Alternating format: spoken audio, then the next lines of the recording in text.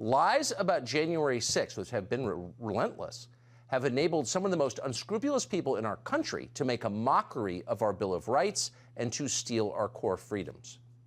Here's Hakeem Jeffries, leader of the Democrats in the House, telling you that 5 police officers were killed on January 6th, when in fact the real total is 0. As a result of the events on January 6th, the lives of 5 heroic officers were lost. It's almost impossible to believe that adults could stand behind him as he said that, because everyone in the picture you just saw knows that is not true. It's a flat-out lie. No police officers were killed on January 6th, period. Ashley Babbitt was killed on January 6th. They lie about what happened that day, and they do it in the boldest possible ways, without shame and with maximum aggression. They've been doing this, telling these same lies since the very first day, January 6th, 2021, almost like it was a coordinated operation. Based upon some very conservative, but like hard investigative effort, evaluation of the numbers, from putting together eyewitnesses and videos and affidavit statement and whistleblower statements, court records that have been revealed through individual criminal cases where J6 defendants have been prosecuted and smart attorneys have forced admissions by the DOJ and the FBI, but those admissions have been sealed within the parameter of that criminal case by protective order by the judge, so I can't share them, but I've seen them. So real hard, objective, and conservative estimates would put the number of FBI assets in the crowd, outside, and working inside at well over 200. 200? Yeah. Working inside at well over 200. 200? Yeah. Yeah. So you're in law enforcement? Yeah. Before you came to Congress in the military as well? That's an extraordinary number. Is it?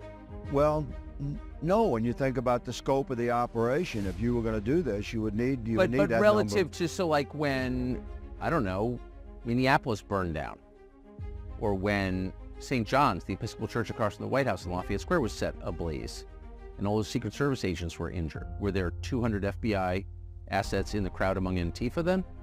J6 was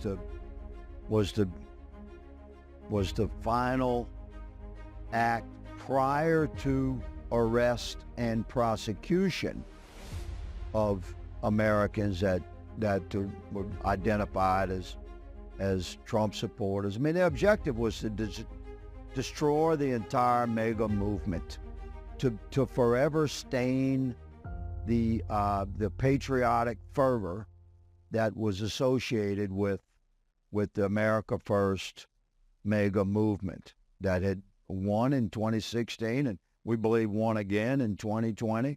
And the establishment on both sides, of both major parties, were determined to smash that out of existence, not just by defeating Trump, but by destroying the reputations of the movement itself, by creating this narrative that was totally false, but was heavily pushed, that MAGA Republicans, America First Republicans, are somehow a danger to our republic and a domestic terror threat. It's a whole nother story about what the FBI has done to tagging Americans as suspected domestic terrorists and following us as we travel across the country. But the bottom line is that 200, I believe, is a conservative number. Personally, I think there's many more.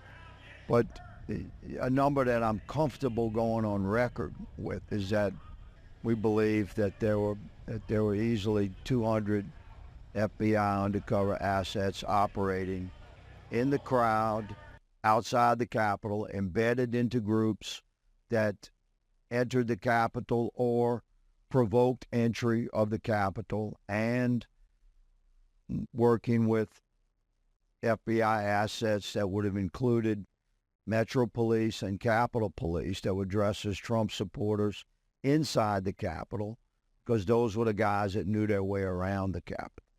So given the scope of the operation and the number of doors where entry was allowed or even encouraged, and the number of people that were actually outside the Capitol and that entered, we believe 200 is a conservative number. Yes, sir. It's shocking what you're saying. It confirms everyone's worst suspicions about this. It's clearly true.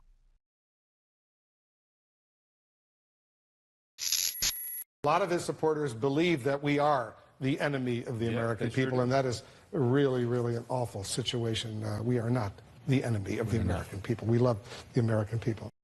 We spend a lot of our time and energy fact-checking the president's statements and tweets, and this upsets the president, upsets his team, upsets a lot of Trump supporters out there who sometimes lash out at us in ways that make us feel endangered and threatened.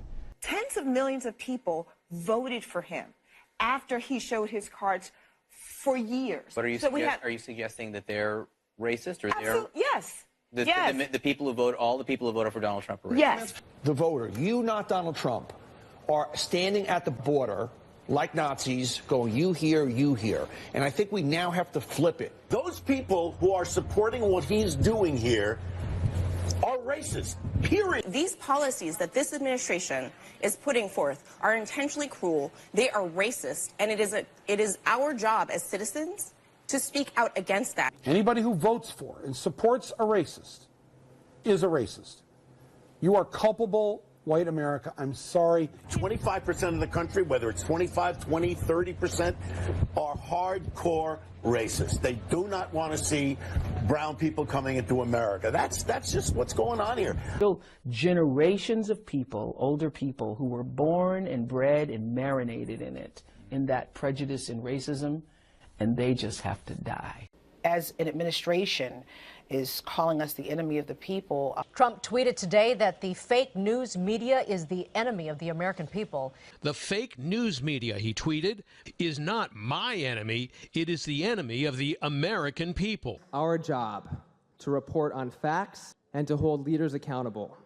Unfortunately, much of the media in Washington, D.C., along with New York, Los Angeles in particular, speaks not for the people, because the press, honestly, is out of control. The level of dishonesty is out of control. President Trump's demonization of the news media could be dangerous. And certainly does, fall into line with, what we've seen from authoritarian regimes and dictators and demagogues throughout history. Most people who voted for Donald Trump don't like the mainstream news media, and they cheered him all campaign long when he criticized the press. These are just dishonest, terrible people. I'm telling you that.